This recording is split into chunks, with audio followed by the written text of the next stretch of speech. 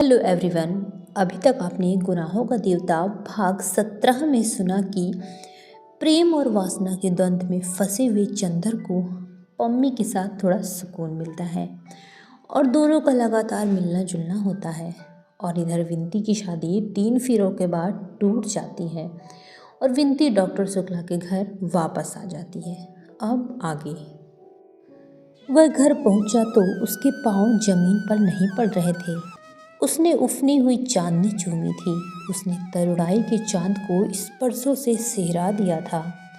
उसने नीली बिजलियां चूमी थी। प्राणों की सिरहन और गुदगुदी से खेल कर वह आ रहा था। वह पम्मी के होठों के गुलाबों को चूम चूम कर गुलाबों के देश में पहुंच गया था और उसकी नसों में बहते हुए रस में गुलाब झूम उठे थे। वह सिर से पैर तक एक मदहोश प्यास बना हुआ था। घर पहुंचा तो जैसे उल्लास से उसका अंग अंग नाच रहा हो। बिंदी के प्रति दोपहर को जो आक्रोश उसके मन में उभर आया था वह भी शांत हो गया था। बिंदी ने आकर खाना रखा। चंद्र ने बहुत हंसते हुए बड़े मीठे स्वर में कहा, बिंदी आज तुम भी खाओ। नहीं, मैं नीचे खाऊंगी। अरे चल बैठ गिलहरी, चंद्र ने बहुत दिन पहले के स्नेह के स्वर में कहा और बिंदी की पीठ में एक घूंसा मारकर उसे पास बिठा लिया।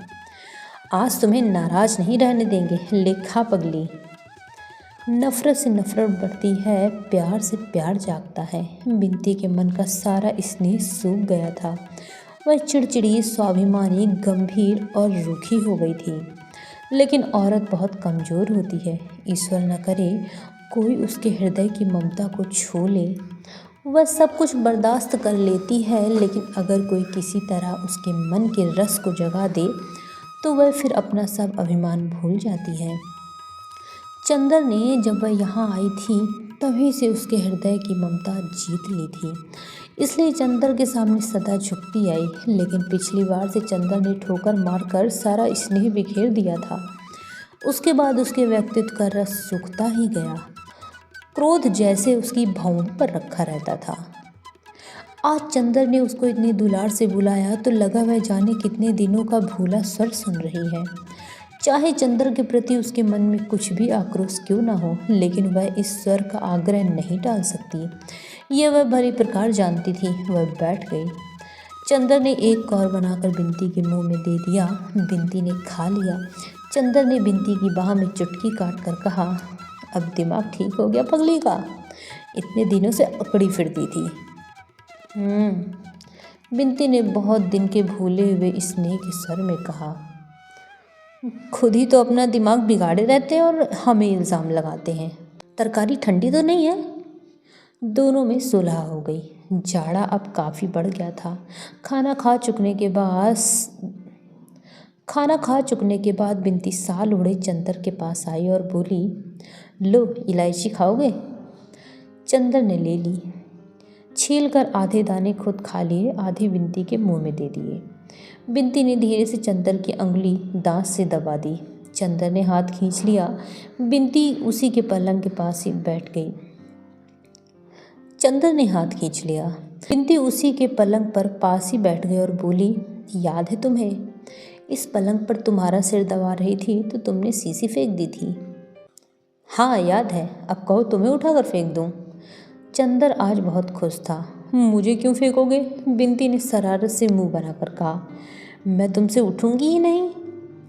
जब अंगों का तूफान एक बार उठना सीख लेता है तो दूसरी बार उठते हुए उसे देर नहीं लगती। अभी वह अपने तूफान में पम्मी को पीस कर आया था। सिरहाने बैठी हुई बिंती हल्का बादामी साल ओढ़े रह रहकर मुस्कुराती और गालों पर फूल के कटोरे खिल जाते, आँख में एक नई चमक।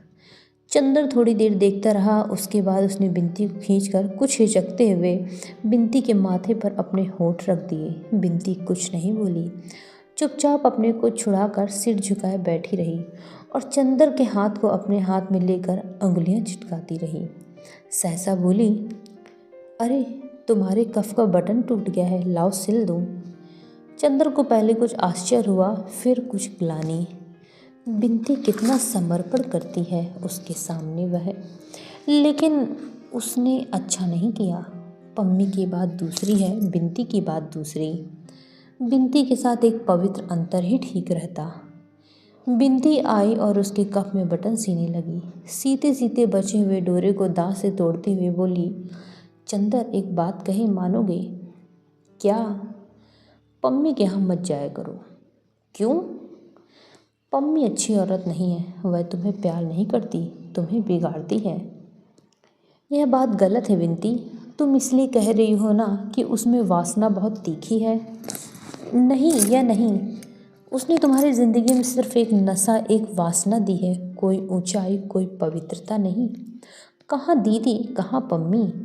किस स्वर्ग से उतर कर तुम किस नरक में फंस गए हो? पहले मैं भी यही सोचता था बिनती, लेकिन बाद में मैंने सोचा कि माना किसी लड़की के जीवन में वासना ही तीखी है, तो क्या इसी से वह निंदनीय है? क्या वासना स्वतः में निंदनीय है? गलत। यह तो स्वभाव और व्यक्तित्व का अंतर है बिनती। हर एक से हम कल्पना नहीं मांग सकते, हर एक से वासना नहीं पा सकते। बादल है, उस पर किरण पड़ेगी, इंद्रधनुष ही खिलेगा। फूल है, उस पर किरण पड़ेगी, तबस्सुम ही आएगा। बादल से हम मांगने लगे तबस्सुम और फूल से मांगने लगे इंद्रधनुष, तो यह तो एक हमारी कवित्वमयी भूल होगी ना। माना एक लड़की के जीवन में प्यार आया, उसने अपने देवता के चरणों पर अपनी कल्पना चढ़ा दी। दूसरी के जीवन में प्यार आया, उसने चुंबन, आलिंगन और गुदगुदी की बिजलियां दी। एक बोली, देवता मेरे, मेरा शरीर चाहे जिसका हो, मेरी पूजा भावना, मेरी आत्मा तुम्हारी है और वह जन्म जन्मांतर तक तुम्हारी रहेगी। और दूसरी दीप शिखा सी लहरा कर बोली, दुनिया कुछ कहे, अब तो मेरा तन मन तुम्हारा है, मैं तो बेकाबू हूँ, मैं करूँ क्या? मेरे तो अंग अंग जैसे अलसा कर चूर हो गए हैं तुम्हारे गोद में सिर पड़ने के लिए। मेरी तरुणाई पुलक उठी है तुम्हारे आलिंगन में पिस जाने के लिए। मेरे लाज के बंधन जैसे शिथिल हुए जाते हैं, मैं करूँ तो क्या करूँ? कैसा नशा पिला दिया है तुमने, मैं सब कुछ भूल गई हूँ। तुम चाहे जिसे अपनी कल्पना दो, अपनी आत्मा दो, लेकिन एक बार अपने जलते हुए होठों में मेरे नरम गुलाबी होठ समेट लो ना। बताओ बिनती, क्यों पहली भावना ठीक है या दूसरी की प्यास गलत? बिनती कुछ देर चुप रही, फिर बोली, चंदर तुम बहुत गहराई से सोचते हो, लेकिन मैं तो एक मोटी सी बात जानती हूँ। जिसके जीवन में वह प्यास जग जाती है वह फिर किसी भी सीमा तक गिर सकता है, लेकिन जिसने त्याग किया, जिसकी कल्पना जागी, वह किसी भी सीमा तक उठ सकता है। मैंने तो तुम्हें उठते हुए ही देखा है। गलत है बिनती, तुमने गिरते हुए देखा है मुझे। तुम मानोगे कि सुधा से मुझे कल्पना ही मिली थी, त्याग ही मिला था, पवित्रता ही मिली थी, पर वह कितने दिन टिकी? और तुम ये कैसे कह सकती हो कि वासना आदमी को नीचे ही गिराती है? तुम आज ही की घटना लो, तुम यह मानोगी कि अभी तक मैंने तुम्हें अपमान और तिरस्कार ही दिया था। खैर, उसकी बात जाने दो, बिनती बोली। नहीं, बात आ गई है तो साफ कहता हूँ कि आज मैंने तुम्हारा प्रतिदान देने की सोची। आज तुम्हारे लिए मन में बड़ा स्नेह उमड़ आया। क्यों, जानती हो? पम्मी ने आज अपने बाहुपास में कसकर जैसे मेरे मन की सारी कटुता, सारा विष खींच लिया। मुझे लगा बहुत दिन बाद मैं फिर पिशाच नहीं, आदमी हूँ। ये वासना का ही दान है। तुम कैसे कहोगे कि वासना आदमी को नीचे ही ले जाती है? बिनती कुछ नहीं बोली। चंदर भी थोड़ी देर बिनती कुछ नहीं बोली। चंदर भी थोड़ी देर चुप रहा, फिर बोला, लेकिन एक बात पूछूं बिनती? क्या? बहुत अजब सी बात है, सोच रहा हूँ पूछूं या ना पूछूं। पूछो ना। अभी मैंने तुम्हारे माथे पर होंठ रख दिए, तुम कुछ भी नहीं बोली, और मैं जानता हूँ कि यह कुछ अनुचित सा था। तुम पम्मी नहीं हो, फिर भी तुमने कुछ भी विरोध नहीं किया। बिंदी थोड़ी देर तक चुपचाप अपने पाँव की ओर देखती रही, फिर साल के छोर से एक डोरा खींचते हुए बोली, चंदर, मैं अपने को कुछ समझ नहीं पाती। सिर्फ इतना जानती हूँ कि मेरे मन में तुम जाने क्या हो, इतने महान हो कि मैं तुम्हें प्यार नहीं कर पाती, लेकिन तुम्हारे लिए कुछ भी करने से मैं अपने को रोक नहीं सकती। लगता है तुम्हारा व्यक्तित्व उसकी शक्ति और उसकी दुर्बलताएं, उसकी प्यास और उसका संतोष इतना महान है, इतना गहरा है कि उसके सामने मेरा व्यक्तित्व कुछ भी नहीं है। मेरी पवित्रता, मेरी अपवित्रता, इन सब से ज़्यादा महान तुम्हारी प्यास है। लेकिन अगर तुम्हारे मन में मेरे लिए जरा भी स्नेह है तो तुम पम्मी से संबंध तोड़ लो। दीदी से अगर मैं बताऊंगी तो जाने क्या हो जाएगा। और तुम जानते नहीं दीदी अब कैसी हो गई हैं। तुम देखो तो आंसू। बस बस, चंदर ने अपने हाथ से बिनती का मुंह बंद करते हुए कहा। सुधा की बात मत करो, तुम्हें कसम है। जिंदगी के जिस पहलू को हम भूल चुके हैं उसे कुरेदने से क्या फायदा। अच्छा अच्छा, चंदर का हाथ हटाकर बिनती बोली, लेकिन पम्मी को अपनी जिंदगी से हटा दो। ये नहीं हो सकता बिनती, चंदर बोला। और जो कहो वह मैं कर दूंगा। हाँ, तुम्हारे प्रति आज तक जो दुर्व्यवहार हुआ है उसके लिए मैं तुमसे क्षमा मांगता हूँ। छी चंदर, मुझे शर्मिंदा मत करो। काफ़ी रात हो गई थी। चंदर लेट गया। बिनती ने उसे रजाई उठा दी और टेबल पर बिजली का स्टैंड रखकर बोली, अब चुपचाप सो जाओ। बिनती चली गई। चंदर पड़ा पड़ा सोचने लगा, दुनिया गलत कहती है कि वासना पाप है। वासना से भी पवित्रता और क्षमाशीलता आती है। पम्मी से उसे जो कुछ मिला है वह अगर पाप है तो आज चंदर ने जो बिनती को दिया उसमें इतनी क्षमा, इतनी उदारता और इतनी शांति क्यों है। उसके बाद बिनती को वह बहुत दुलार और पवित्रता से रखने लगा। कभी कभी जब वह घूमने जाता तो बिनती को भी ले जाता था। न्यू ईयर्स डे के दिन पम्मी ने दोनों को दावत दी।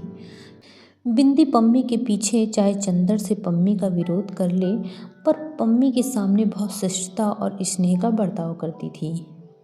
डॉक्टर साहब की दिल्ली जाने की तैयारी हो गई। बिनती ने कार्यक्रम में कुछ परिवर्तन करा लिया था। अब वह पहले डॉक्टर साहब के साथ शाहजहाँपुर जाएगी और तब दिल्ली। निश्चय करते करते अंत में 1 फरवरी को वे लोग गए। स्टेशन पर बहुत से विद्यार्थी और डॉक्टर साहब के मित्र उन्हें विदा देने के लिए आए थे।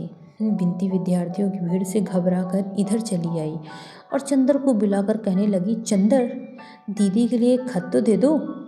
नहीं, चंदर ने बहुत रूखे और दृढ़ स्वर में कहा। बिनती कुछ क्षण तक एकटक चंदर की ओर देखती रही, फिर बोली, चंदर, मन की श्रद्धा चाहे अब वैसी हो, लेकिन तुम पर अब विश्वास नहीं रहा।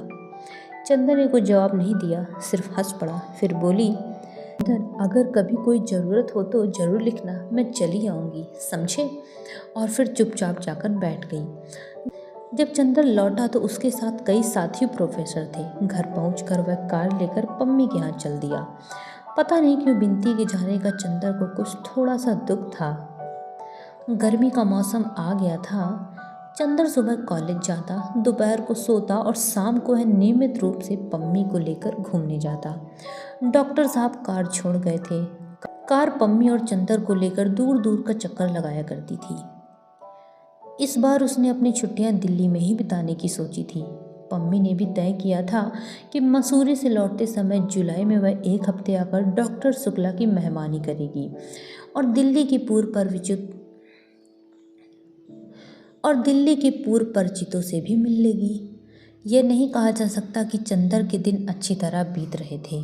उसने अपना अतीत भुला दिया था और वर्तमान को वह पम्मी की नशीली निगाहों में डूबा चुका था। भविष्य की उसे कोई खास चिंता नहीं थी। उसे लगता था कि यह पम्मी की निगाहों के बादलों और स्पर्शों की फूलों की जादू भरी दुनिया अमर है, शाश्वत है। इस जादू ने हमेशा के लिए उसकी आत्मा को अभिभूत कर लिया। ये होंठ कभी अलग ना होंगे, यह बाहुपास इसी तरह उसे घेरे रहेगा और पम्मी की गर्म तरुण सांसें सदा इसी प्रकार उसकी कपोलों को सिहराती रहेंगी। आदमी का विश्वास हमेशा सीमाएं और अंत भूल जाने का आदी होता है। चंदर भी सब कुछ भूल चुका था। अप्रैल की एक शाम, दिन भर लू चलकर अब थक गई थी, लेकिन दिन भर की लू की वजह से आसमान में इतनी धूल भर गई थी कि धूप भी हल्की पड़ गई थी।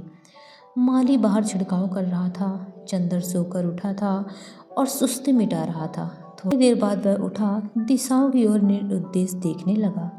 बड़ी उदास सी शाम थी। सड़क भी बिल्कुल सूनी थी। सिर्फ दो एक साइकिल सवार लू से बचने के लिए कानों पर तौलिया लपेटे हुए जा रहे थे। एक बर्फ का ठेला भी चला जा रहा था। आओ बर्फ ले आओ, चंद्र ने माली को पैसे देते हुए कहा। माली ने ठेले वाले को बुलाया। ठेला वाला आकर फाटक पर रुक गया। माली बर्फ तोड़वा ही रहा था कि एक रिक्शा जिस पर पर्दा बंधा था वह भी फाटक के पास मुड़ा और ठेले के पास आकर रुक गया। ठेले वाले ने ठेला पीछे किया। रिक्शा अंदर गया। रिक्शा में कोई पर्दा नशीन औरत बैठी थी, लेकिन रिक्शा के साथ कोई नहीं था। चंद्र को ताज्जुब हुआ, कौन पर्दा नशीन यहाँ आ सकती है। रिक्शा से एक लड़की उतरी जिसे चंद्र नहीं जानता था, लेकिन बाहर का पर्दा जितना गंदा और पुराना था, लड़की की पोशाक उतनी ही साफ और चुस्त।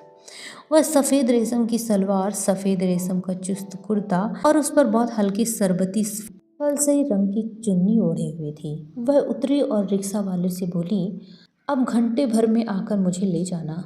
रिक्शा वाला सिर हिलाकर चल दिया और सीधे अंदर चल दी। चंद्र को बड़ा अचरज हुआ, ये कौन सकती है जो इतनी बेतकल्लुफ़ी से अंदर चल दी। उसने सोचा शायद शरणार्थियों के लिए चंदा मांगने वाली कोई लड़की हो, मगर अंदर तो कोई है ही नहीं। उसने चाहा कि रोक दे, फिर उसने नहीं रोका। सोचा खुद ही अंदर खाली देखकर लौट आएगी। माली बर्फ़ लेकर आया और अंदर चला गया। वह लड़की लौटी। उसके चेहरे पर कुछ आश्चर्य और कुछ चिंता की रेखाएं थीं। अब चंद्र ने उसे देखा। एक सांवली लड़की थी, कुछ उदास, कुछ बीमार सी लगती थी। आंखें बड़ी बड़ी लगती थीं जो रोना भूल चुकी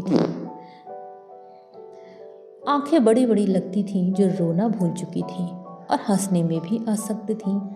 चेहरे पर एक पीली छाह थी। ऐसा लगता था देखने ही से लड़की दुखी है, पर अपने को संभालना जानती है। वह आई और बड़ी फीकी मुस्कान के साथ बड़ी शिष्टता के स्वर में बोली, चंद्र भाई सलाम। सुधा क्या ससुराल में है? चंद्र का आश्चर्य और भी बढ़ गया। यह तो चंद्र को जानती हुई है। जी हाँ, वह ससुराल में है। आप और बिंदी कहाँ है? लड़की ने बात काट कर पूछा। बिंदी दिल्ली में है। क्या उसकी भी शादी हो गई? जी नहीं, डॉक्टर साहब आजकल दिल्ली में हैं, वह उन्हीं के पास पढ़ रही है। बैठ तो जाइए, चंद्र ने कुर्सी खिसका कर कहा। अच्छा, तो आप यहीं रहते हैं? अब नौकर हो गए होंगे? जी हाँ, चंद्र ने अचरज में डूब कर कहा। लेकिन आप इतनी जानकारी और परिचय की बातें कर रही हैं, मैंने आपको पहचाना नहीं, क्षमा कीजिएगा। वह लड़की हंसी, जैसे अपनी किस्मत, जिंदगी, अपने इतिहास पर हंस रही हो। आप मुझको कैसे पहचान सकते हैं? मैं ज़रूर आपको देख चुकी थी। मेरे आपके बीच में दरअसल एक रोशनदान था। मेरा मतलब सुधा से है। ओह, मैं समझा, आप गेसु हैं। जी हाँ।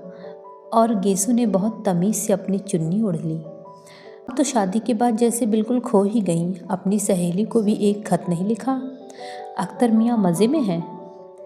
आपको ये सब कैसे मालूम? बहुत आकुल होकर गेसु बोली और उसकी पीली आंखों में और भी मैलापन आ गया। मुझे सुधा से मालूम हुआ था। मैं तो उम्मीद कर रहा था कि आप हम लोगों को एक दावत ज़रूर देंगी, लेकिन कुछ मालूम ही नहीं हुआ। एक बार सुधा जी ने मुझे आपके यहाँ भेजा तो मालूम हुआ आप लोगों ने मकान ही छोड़ दिया है। जी हाँ, मैं देहरादून में थी। अम्मी जान वगैरह सभी वहीं थी। सभी हाल में वहाँ कुछ पनाहगीर पहुँचे। पनाहगीर?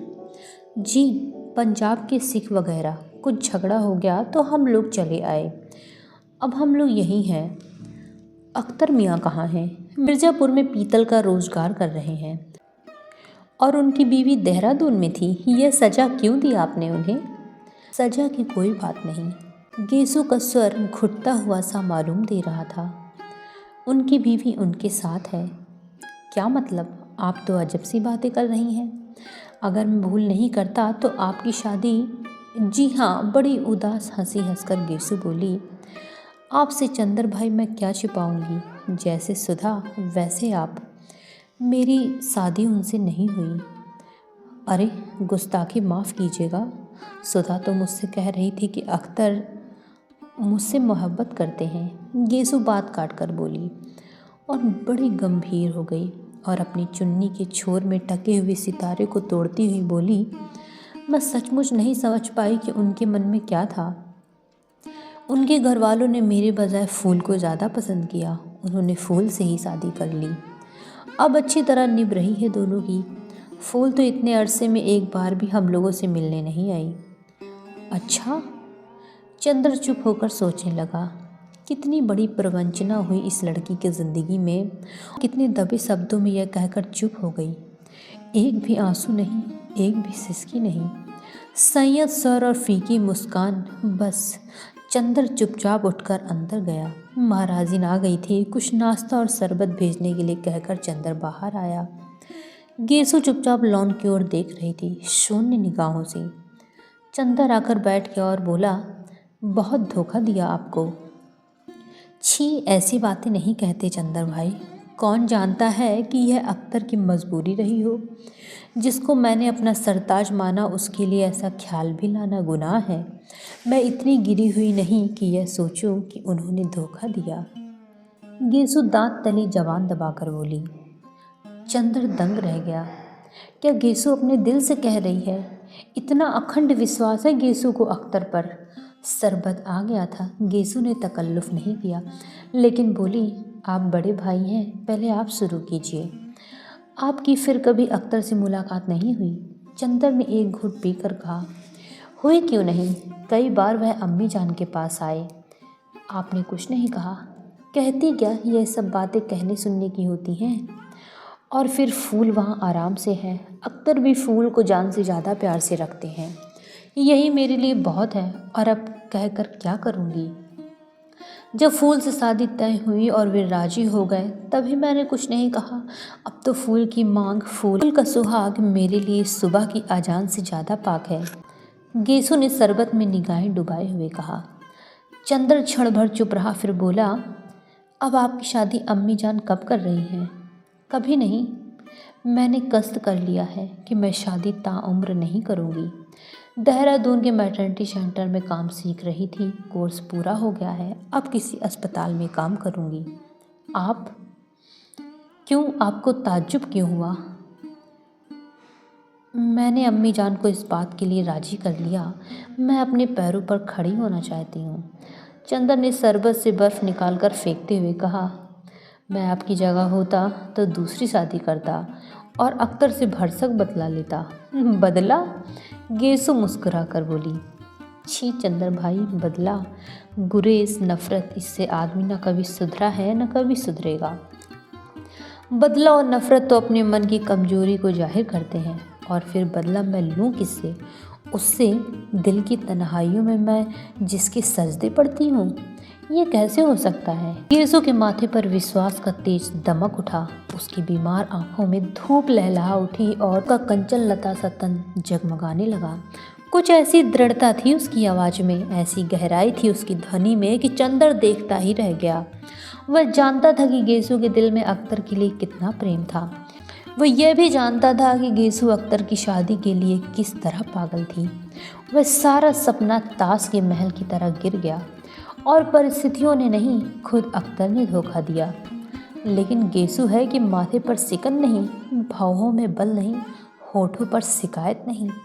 नारी के जीवन का एक कैसा अमिट विश्वास था, यानी जिसे गेसु ने अपने प्रेम का स्वर्ण मंदिर समझा था, वह ज्वालामुखी बनकर फूट गया और उसने दर्द की पिघली आग की धारा में गेसु को डुबा देने की कोशिश की। लेकिन गेसु है कि अटल चट्टान की तरह खड़ी है। चंद्र के मन में कहीं कोई टीस उठी। उसके दिल की धड़कनों ने कहीं पर उससे पूछा, और चंद्र, तुमने क्या किया? तुम पुरुष थे, तुम्हारे सबल कंधे किसी के प्यार के बोझ क्यों नहीं ढो पाए चंद्र? लेकिन चंद्र ने अपनी अंतःकरण की आवाज़ को अनसुनी करते हुए पूछा, तो आपके मन में जरा भी दर्द नहीं अख्तर को ना पाने का? दर्द? गेसु की आवाज़ डूबने लगी। निगाहों की जर्द पंखुड़ियों पर हल्की पानी की लहर दौड़ गई। दर्द, यह तो सिर्फ सुधा समझ सकती है चंद्र भाई। बचपन से वह मेरे लिए क्या थे ये वही जानती है। मैं तो उनका सपना देखते देखते उनका सपना ही बन गई थी। लेकिन खैर, दर्द इंसान के अकीदे को और मजबूत न कर दे, आदमी के कदमों को और ताकत न दे, आदमी के दिल को ऊंचाई न दे, तो इंसान क्या। दर्द का हाल पूछते हैं आप। कयामत के रोज़ तक मेरी मैयत उन्हीं का आसरा देखेगी चंदर भाई। लेकिन इसके लिए ज़िंदगी में तो खामोशी रहना होगा, बंद घर में जलते हुए चिराग की तरह घुलना होगा। और अगर मैंने उनको अपना माना है तो वह मिलकर ही रहेंगे। आज न सही, कयामत के बाद सही। मोहब्बत की दुनिया में जैसे एक दिन उनके बिना कट जाता है, वैसे एक ज़िंदगी उनके बिना कट जाएगी, लेकिन उसके बाद वे मेरे होकर रहेंगे। चंदर का दिल कांप उठा। गेसू की आवाज़ में तारे बरस रहे थे। और आपसे क्या कहूँ चंदर भाई, क्या आपकी बात मुझसे छिपी है? मैं जानती हूँ, सब कुछ जानती हूँ। सच पूछिए तो जब मैंने देखा कि आप कितनी खामोशी से अपनी दुनिया में आग लगते देख रहे हैं और फिर भी हंस रहे हैं, तो मैंने आपसे सबक लिया। हमें नहीं मालूम था कि हम और आप दोनों भाई बहनों की किस्मत एक सी है। चंदर के मन में जाने कितने घाव कसक उठे, उसके मन में जाने कितना दर्द उमड़ने सा लगा। गेसू उसे क्या समझ रही है मन में, और वह कहाँ पहुँच चुका है। जिसने चंदर की ज़िंदगी में अपने मन का दीप जलाया, वह आज देवता के चरण तक पहुँच गया। लेकिन चंदर के मन की दीप शिखा उसने अपने प्यार की चिता जला डाली। चंदर के मुंह पर ग्लानि की कालिमा छा गई। गेसू चुपचाप बैठी थी। सहसा बोली, चंदर भाई, आपको याद है पिछले साल इन्हीं दिनों मैं सुधा से मिलने आई थी और हसरत आपको मेरा सलाम कहने गया था, याद है? चंदर ने बहुत भारी स्वर में कहा। इस एक साल में दुनिया कितनी बदल गई, गेसू ने गहरी सांस लेकर कहा। एक बार ये दिन चले जाते हैं, फिर बेदर्द कभी नहीं लौटते। कभी कभी सोचती हूँ कि सुधा होती तो फिर कॉलेज जाते, क्लास में शोर मचाते, भागकर घास में लेटते, बादलों को देखते, शेर कहते, और वह चंदर की और हम अख्तर की बातें करते। गेसू का गला भराया और एक आंसू चू पड़ा। सुधा और सुधा की ब्याह शादी का हाल बताइए, कैसे हैं उनके शौहर? चंदर के मन में आया कि वह कह दे, गेसू क्यों लज्जित करती हो, मैं वह चंदर नहीं हूँ। मैंने अपने विश्वास का मंदिर भ्रष्ट कर दिया। मैं प्रेत हूँ। मैंने सुधा के प्यार का गला घोट दिया। लेकिन पुरुष का गर्व, पुरुष का छल, उसे यह भी नहीं मालूम होने दिया कि उसका विश्वास चूर चूर हो चुका है। और पिछले कितने ही महीनों से उसने सुधा को खत लिखना भी बंद कर दिया है, और यह भी नहीं मालूम करने का प्रयास किया कि सुधा मरती है या जीती। घंटा भर तक दोनों सुधा के बारे में बातें करते रहे। इतने में रिक्शा वाला लौट आया। गेसू ने उसे ठहरने का इशारा किया और बोली, अच्छा, जरा सुधा का पता लिख दीजिए। चंदर ने एक कागज़ पर पता लिख दिया। गेसू ने उठने का उपक्रम किया तो चंदर बोला, बैठिए, अभी आपसे बातें करके आज जाने कितने दिनों की बातें याद आ रही हैं। गेसू हंसी और बैठ गई। चंदर बोला, आप अभी तक कविताएं लिखती हैं? कविताएं? गेसू फिर हंसी और बोली, जिंदगी कितनी हमगीर है, कितनी पुरशोर, और इस शोर में नगमों की हकीकत कितनी। अब हड्डियाँ, नसें, प्रेशर पॉइंट, पट्टियाँ और मरहमों में दिन बीत जाता है। अच्छा चंदर भाई, सुधा भी उतनी ही शौक है, उतनी ही शरारती? नहीं, चंदर ने बहुत उदास स्वर में कहा। जाओ कभी देख आओ ना। नहीं, जब कभी कहीं जगह नहीं मिल पाती तब तक तो इतनी आज़ादी नहीं मिलेगी। अभी यहीं हूँ, उसी को बुलवाऊंगी और उसके पति देवता को लिखूंगी, कितना सोना लग रहा है घर, जैसे भूतों का बसेरा हो, जैसे परेत रहते हो। क्यों परेत बना रही हो आप? मैं रहता हूँ इस घर में, चंदर बोला। अरे मेरा मतलब यह नहीं था, गेसू हंसते हुए बोली। अच्छा, अब मुझे तो अम्मी जान नहीं भेजेंगी, आज जाने कैसे अकेले आने की इजाज़त दे दी। आपको किसी दिन बुलवाऊं तो आइएगा ज़रूर। हाँ आऊँगा गेसू, ज़रूर आऊँगा, चंदर ने बहुत स्नेह से कहा। अच्छा भाईजान, सलाम, नमस्ते। गेसू जाकर रिक्शा पर बैठ गई और पर्दा तन गया। रिक्शा चल दिया। चंदर एक अजीब सी निगाह से देखता रहा, जैसे अपने अतीत की कोई खोई हुई चीज ढूंढ रहा हो। फिर धीरे धीरे लौट आया। सूरज डूब गया था। वह गुसलखाना बंद कर नहाने गया। जाने कहाँ कहाँ मन भटक रहा था उसका। चंदर मन का अस्थिर था, मन का बुरा नहीं। गेसु ने आज उसके सामने अचानक यह तस्वीर रख दी थी, जिसमें वह स्वर्ग की ऊंचाइयों पर मंडराया करता था। जाने कैसा दर्द सा उसके मन में उठ गया था। गेसु ने अपने आ जाने में ही चंदर के अविश्वास, चंदर की प्रतिहिंसा को बहुत बड़ी हार दी थी। उसने सिर पर पानी डाला तो उसे लगा यह पानी नहीं, जिंदगी की धारा है, पिघले हुए अंगारों की धारा, जिसे पकड़कर केवल वही जिंदा बच पाया है जिसके अंगों में प्यार का अमृत है। और चंदर के मन में क्या है? महज वासना का विष, वह सड़ा हुआ गला हुआ शरीर मात्र, जो केवल सन्नीपात के जोर से चल रहा है। उसने अपने मन के अमृत को गली में फेंक दिया। उसने क्या किया है?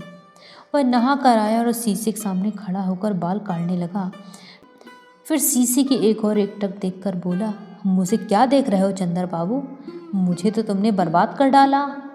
आज कई महीने हो गए हैं और तुमने एक चिट्ठी तक नहीं लिखी। छी! और उसने शीशा उलट कर रख दिया। महाराजिन खाना ले आई। उसने खाना खाया और सुस्त सा पड़ गया। भैया, आज घूमे न जाबो? नहीं, चंदर ने कहा और पड़ा पड़ा सोचने लगा। पम्मी के यहाँ नहीं गया। यह गेसु दूसरे कमरे में बैठी थी। इस कमरे में बिनती उसे कैलाश का चित्र दिखा रही थी। चित्र उसके मन में घूमने लगे। चंदर, क्या इस दुनिया में तुम ही रह गए थे फोटो दिखाकर पसंद कराने के लिए? चंदर का हाथ उठा, तड़ से एक तमाचा। चंदर, चोट तो नहीं आई? मान लिया कि मेरे मन ने मुझसे कहा हो, तुमसे तो मेरा मन कोई बात नहीं छुपाता, तो चंदर तुम शादी क्यों नहीं कर लेते?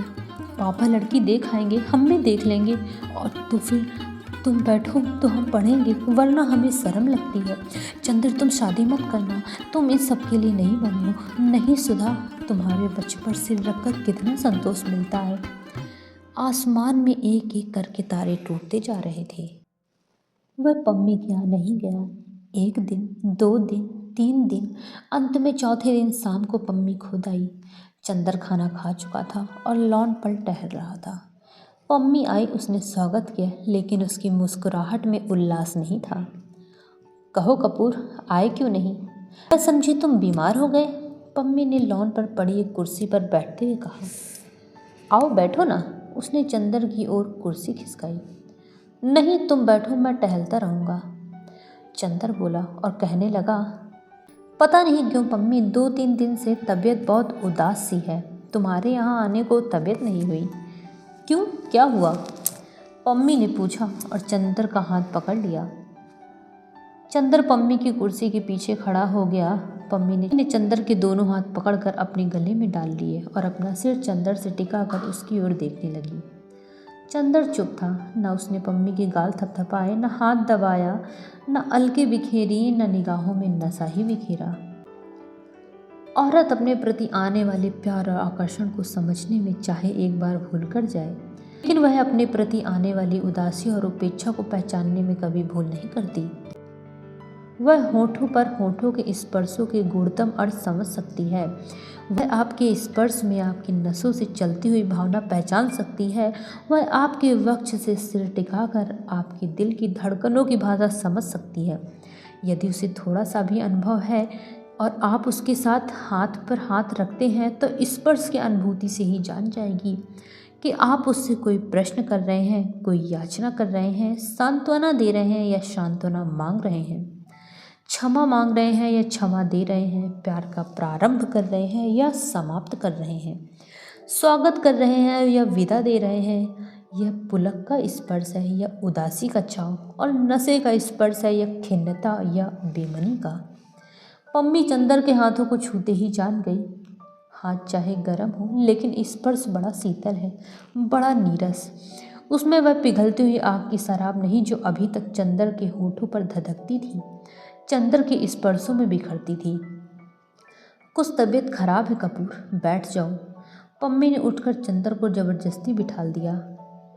आजकल बहुत मेहनत पड़ती है। क्यों, चलो तुम हमारे यहाँ रहो। पम्मी में केवल शरीर की प्यास थी। वह यह कहना पम्मी के प्रति अन्याय होगा। पम्मी में एक बहुत गहरी हमदर्दी थी चंदर के लिए। चंदर अगर शरीर की प्यास को भी जीत लेता तो उसकी हमदर्दी को वह नहीं ठुकरा पाता था। उस हमदर्दी का तिरस्कार होने से पम्मी दुखी होती थी और तभी स्वीकृत समझती थी जब चंदर उसके रूप के आकर्षण में डूबा रहे। अगर पुरुषों के होठों में तीखी प्यास ना हो, बाहुपासों में जहर ना हो, तो वासना की शिथिलता से नारी फौरन समझ जाती है कि संबंधों में दूरी आती जा रही है। संबंधों की घनिष्ठता को नापने का नारी के पास एक ही मापदंड है, चुंबन का तीखापन। चंदर के मन में ही नहीं वरन स्पर्शों में भी इतनी बिखरती हुई उदासी थी, इतनी उपेक्षा थी कि पम्मी मर्माहत हो गई। उसके लिए ये पहली पराजय थी। आजकल पम्मी जान जाती थी कि चंदर का रोम रोम इस वक्त पम्मी की सांसों में डूबा हुआ है। लेकिन पम्मी ने देखा कि चंदर उसकी बाहों में होते हुए भी दूर, बहुत दूर, न जाने किन विचारों में उलझा हुआ है। वह उससे दूर चला जा रहा है, बहुत दूर। पम्मी की धड़कनें अस्त व्यस्त हो गईं। उसकी समझ में नहीं आया वह क्या करे। चंदर को क्या हो गया? क्या पम्मी का जादू टूट रहा है? पम्मी ने अपनी पराजय से कुंठित होकर अपना हाथ हटा लिया और चुपचाप मुंह फेर कर उधर देखने लगी। चंदर चाहे जितना उदास हो, लेकिन पम्मी की उदासी वह नहीं सह सकता। बुरी या भली, पम्मी इस वक्त उसकी सूनी जिंदगी का अकेला सहारा थी और पम्मी की हमदर्दी का वह बहुत कृतज्ञ था। वह समझ गया पम्मी क्यों उदास है। उसने पम्मी का हाथ खींच लिया और अपने होंठ उसकी हथेलियों पर रख दिए और खींचकर पम्मी का सिर अपने कंधे पर रख लिया। पुरुष के जीवन में एक क्षण आता है जब वासना, उसकी कमजोरी, उसकी प्यास, उसका नशा, उसका आवेश नहीं रह जाती।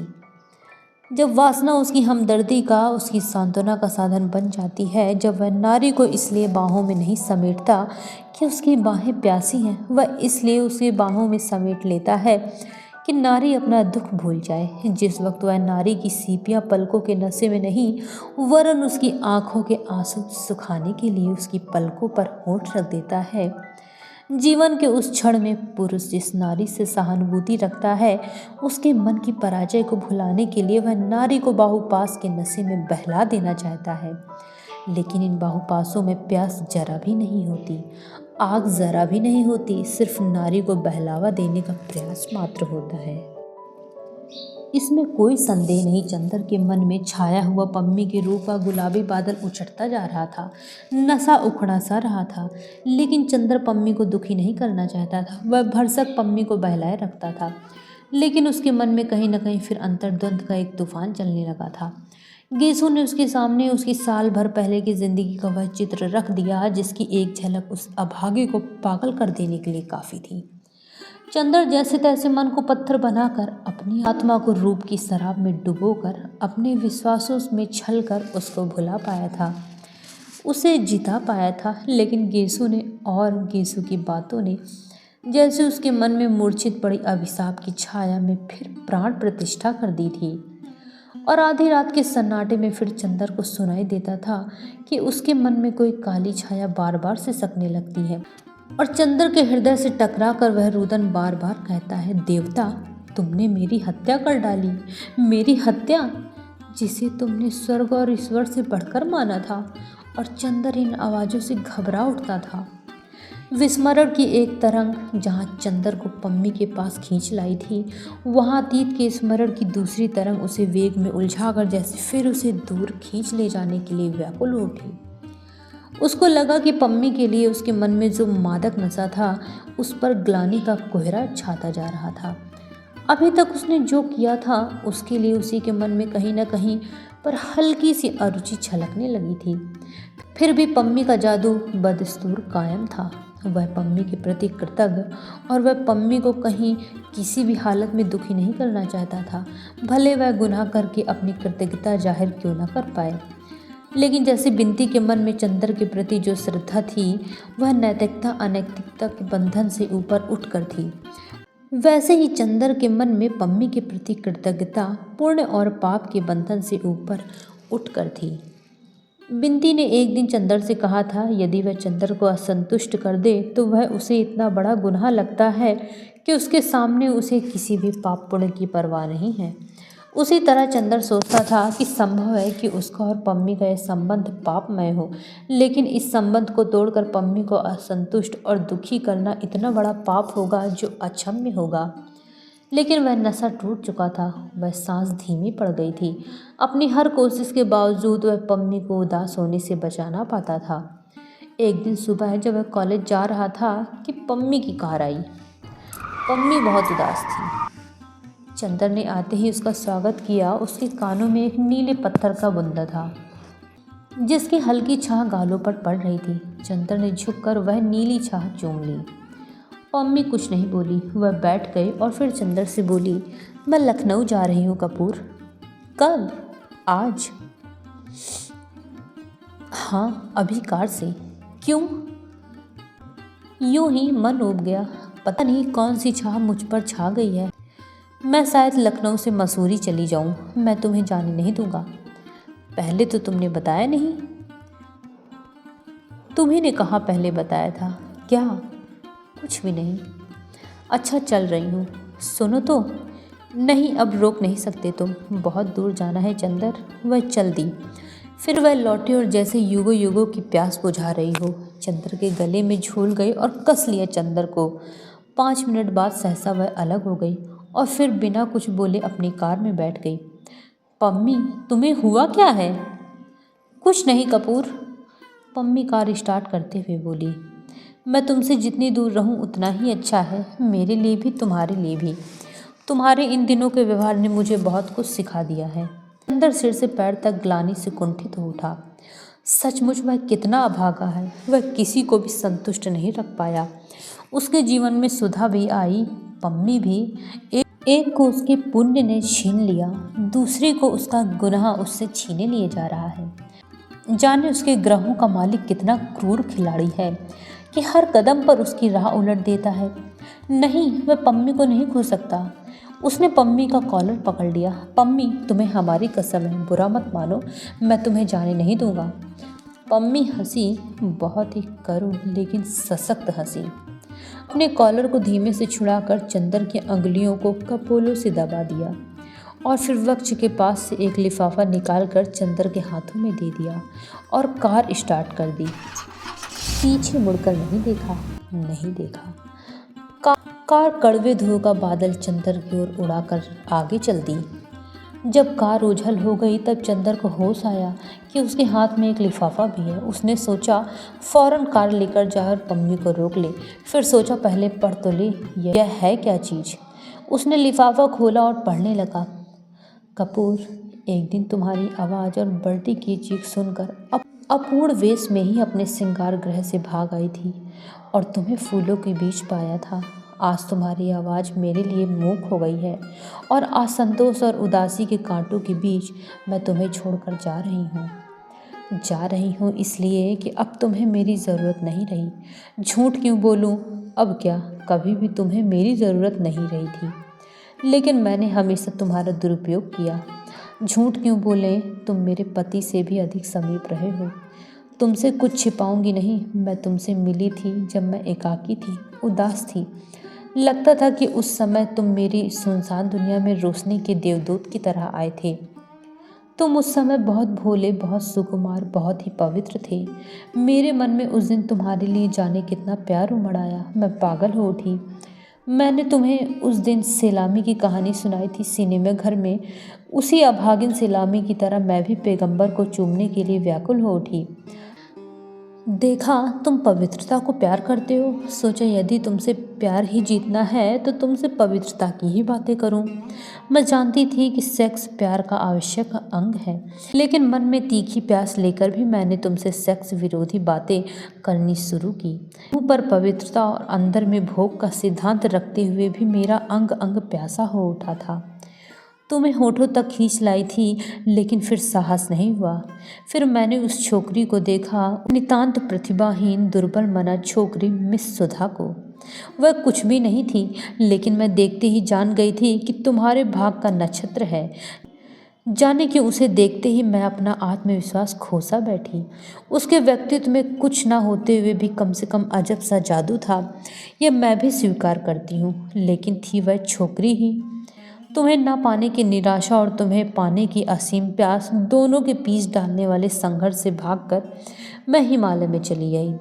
जितना तीखा आकर्षण होता है कपूर, कभी कभी नारी उतनी ही दूर भागती है। अगर कोई प्याला मुंह से ना लगाकर दूर फेंक दे तो समझ लो कि वह बेहद प्यासा है, इतना प्यासा कि तृप्ति की कल्पना से भी घबराता है। दिन रात उस पहाड़ी की धवल चोटियों में मैं तुम्हारी निगाहें मुस्कुराती थी, पर मैं लौटने का साहस न कर पाती थी। लौटी तो देखा तुम अकेले हो, निराश हो और थोड़ा थोड़ा उलझे हुए हो। पहले मैंने तुम पर पवित्रता की आड़ में विजय पानी चाही, अब तुम पर वासना का सहारा लेकर छा गई। तुम मुझे बुरा समझ सकते हो, लेकिन काश कि तुम मेरी प्यास को समझ पाते कपूर। तुमने मुझे स्वीकार किया, वैसे नहीं जैसे कोई फूल शबनम को स्वीकार करे। तुमने मुझे उस तरह स्वीकार किया जैसे कोई बीमार आदमी माफिया अफीम के इंजेक्शन को स्वीकार करता है। तुम्हारी प्यासी और बीमार प्रवृत्तियां बदली नहीं, सिर्फ बेहोश होकर सो गईं। लेकिन कपूर, पता नहीं किसके स्पर्श से वे एकाएक बिखर गई। मैं जानती हूँ इधर तुम में क्या परिवर्तन आ गया है। मैं तुम्हें उसके लिए अपराधी नहीं ठहराती कपूर। मैं जानती हूँ तुम मेरे प्रति अब भी कितने कृतज्ञ हो, कितने स्नेहशील हो, लेकिन अब तुम में वह प्यास नहीं, वह नशा नहीं। तुम्हारे मन की वासना मेरे लिए एक तरस में बदलती जा रही है। मुझे वह दिन याद है, अच्छी तरह याद है चंदर, जब तुम्हारे जलते हुए होठों ने इतनी गहरी वासना से मेरे होठों को समेट लिया था। मेरे लिए अपना व्यक्तित्व ही एक सपना बन गया था। लगता था सभी सितारों का तेज भी इसकी एक चिंगारी के सामने फीका है। लेकिन आज होंठ होंठ हैं, आग की फूल नहीं रहे। पहले मेरी एक झलक से तुम्हारे रोम रोम में सैकड़ों इच्छाओं की आंधियां गरज उठती थीं। आज तुम्हारी नसों का खून ठंडा है, तुम्हारी निगाहें पथराई हुई हैं और तुम इस तरह वासना मेरी ओर फेंक देते हो जैसे तुम किसी पालतू बिल्ली को पाव रोटी का टुकड़ा दे रहे हो। मैं जानती हूँ कि हम दोनों के संबंधों की उष्णता खत्म हो गई है। अब तुम्हारे मन में महज एक तरस है, एक कृतज्ञता है, और कपूर, मैं वह स्वीकार नहीं कर सकूंगी। क्षमा करना, मेरा भी स्वाभिमान है। लेकिन मैंने कह दिया है, मैं तुमसे छिपाऊंगी नहीं।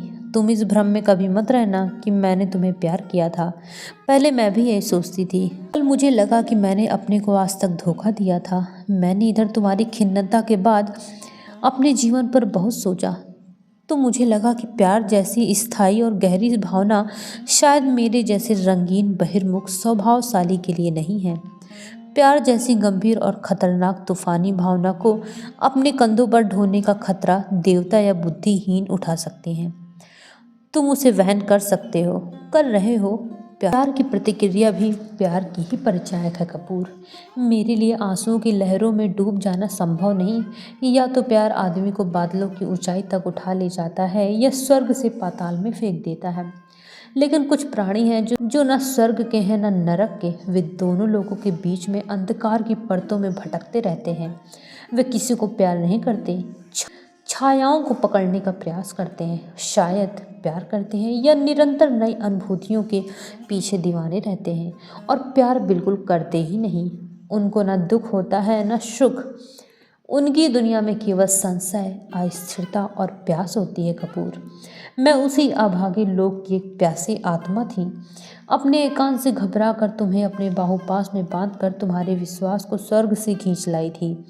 तुम स्वर्ग भ्रष्ट देवता भूलकर मेरे अभिशप्त लोक में आ गए थे। आज मालूम होता है कि फिर तुम्हारे विश्वास ने तुम्हें पुकारा है। मैं अपनी प्यास में खुद धधक उठूं, लेकिन तुम्हें मैंने अपना मित्र माना था। तुम पर मैं आँच नहीं आने देना चाहती। तुम मेरे योग्य नहीं। अपने विश्वासों के लोक में लौट जाओ। मैं जानती हूँ तुम मेरे लिए चिंतित हो, लेकिन मैंने अपना रास्ता निश्चित कर लिया है। स्त्री बिना पुरुष के आश्रय के नहीं रह सकती। उस अभागी को जैसे प्रकृति ने कोई अभिशाप दे दिया है। मैं थक गई हूँ इस प्रेम लोक की भटकन से। मैं अपने पति के पास जा रही हूँ, वे क्षमा कर देंगे, मुझे विश्वास है। उन्हीं के पास क्यों जा रही हूँ? इसलिए मेरे मित्र कि अब मैं सोच रही हूँ कि स्त्री स्वाधीन नहीं रह सकती। उसके पास पत्नी के सिवा कोई चारा नहीं। जहाँ जरा स्वाधीन हुई तो बस उसी अंधकूप में पड़ती है। जहाँ जरा भी स्वाधीन हुई कि बस उसी अंधकूप में पड़ती है जहाँ मैं थी। वह अपना शरीर भी खोकर तृप्ति नहीं पाती। फिर प्यार से तो मेरा विश्वास जैसा उठता जा रहा है। प्यार स्थायी नहीं होता। मैं ईसाई हूँ, पर सभी अनुभव के बाद मुझे पता लगता है कि हिंदुओं के यहाँ प्रेम नहीं वरन धर्म और सामाजिक परिस्थितियों के आधार पर विवाह की रीति बहुत वैज्ञानिक और नारी के लिए सबसे ज़्यादा लाभदायक है। उसमें नारी को थोड़ा बंधन चाहे क्यों ना हो, लेकिन दायित्व रहता है, संतोष रहता है, वह अपने घर की रानी रहती है। काश कि तुम समझ पाते कि खुले आकाश में इधर उधर भटकने के बाद, तूफानों से लड़ने के बाद मैं कितनी आतुर हो उठी हूँ बंधनों के लिए और किसी सशक्त डाल पर बने हुए सुखद सुकोमल नीड़ में बसेरा लेने के लिए। जिस नीड़ को मैं इतने दिनों पहले उजाड़ चुकी थी, आज वह फिर मुझे पुकार रहा है। हर नारी के जीवन में एक क्षण आता है और शायद इसलिए हिंदू प्रेम की बजाय विवाह को अधिक महत्व देते हैं। मैं तुम्हारे पास नहीं रुकी। मैं जानती थी कि हम दोनों के संबंध में प्रारंभ से ही इतनी विचित्रताएं थीं कि हम दोनों का संबंध स्थायी नहीं रह सकता था। फिर भी जिन क्षणों में हम दोनों एक ही तूफान में फंस गए थे, वे क्षण मेरे लिए अमूल्य निधि रहेंगे। तुम बुरा ना मानना, मैं तुमसे ज़रा भी नाराज़ नहीं हूँ। मैं न अपने को गुनहगार मानती हूँ न तुम्हें। फिर भी अगर तुम मेरी सलाह मान सको तो मान लेना। किसी अच्छी सी सीधी सादी हिंदू लड़की से अपना विवाह कर लेना। किसी बहुत बौद्धिक लड़की जो तुम्हें प्यार करने का दम भरती हो, उसके कंधे में न फंसना कपूर। मैं उम्र और अनुभव दोनों में तुमसे बड़ी हूँ। विवाह में भावना या आकर्षण अक्सर जहर बिखेर देती है। ब्याह करने के बाद एक आध महीने के लिए अपनी पत्नी सहित मेरे पास जरूर आना कपूर। मैं उसे देखकर वह संतोष पा लूँगी जो हमारी सभ्यता ने हम अभागों से छीन लिया है। अभी मैं साल भर तक तुमसे नहीं मिलूंगी। मुझे तुमसे अब भी डर लगता है, लेकिन इस बीच में तुम बर्टी का ख्याल रखना। कभी कभी उसे देख लेना। रुपए की कमी तो उसे ना होगी। बीवी भी उसे ऐसी मिल गई है जिसने उसे ठीक कर दिया है। उस अभागे भाई से अलग होते हुए मुझे कैसा लग रहा है तुम जानते। अगर तुम बहन होते। अगला पत्र तुम्हें तभी लिखूंगी जब मेरे पति से मेरा समझौता हो जाएगा। नाराज तो नहीं हो? प्रमिला डिक्रूज। चंद्र पम्मी को लौटाने नहीं गया, कॉलेज भी नहीं गया। एक लंबा सा खत बिनती को लिखता रहा और इसकी प्रतिलिपि कर दोनों नत्थी कर भेज दिए और उसके बाद थक कर सो गया बिना खाना खाए। दोस्तों, अगर आपको ये कहानी पसंद आ रही है तो वीडियो को लाइक ज़रूर करें और इसी तरह की बेहतरीन कहानियाँ सुनने के लिए चैनल को सब्सक्राइब ज़रूर कर दें ताकि मुझे वीडियो बनाने का मोटिवेशन मिलता रहे। धन्यवाद।